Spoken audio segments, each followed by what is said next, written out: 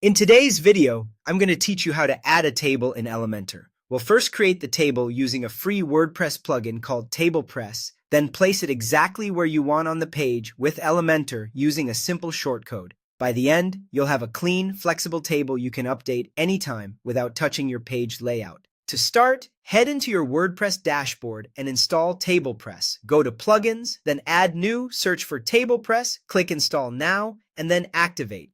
Once it's active, you'll see a new TablePress option in your dashboard menu.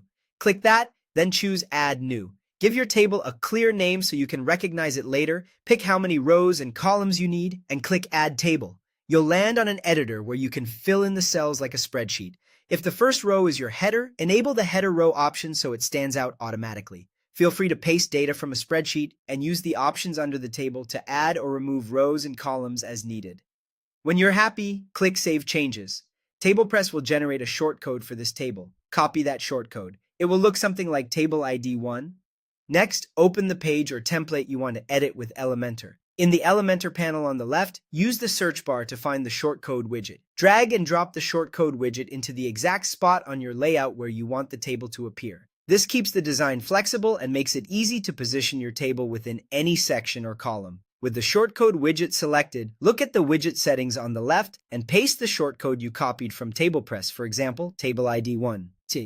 As soon as you paste it, Elementor should render a live preview of your table right in the editor.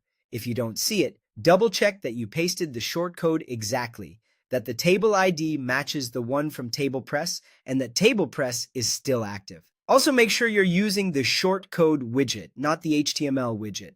From here, any edits to your data or formatting should be done in TablePress. That way, the same shortcode will automatically update anywhere it's used, which is great for consistency. If your table needs adjustments like more rows, a clearer header, or minor formatting, open TablePress, make the change, save, and your Elementor page will reflect it. And that's it. You created the table in TablePress, added the shortcode widget in Elementor, and pasted your table's shortcode to display it cleanly on your page.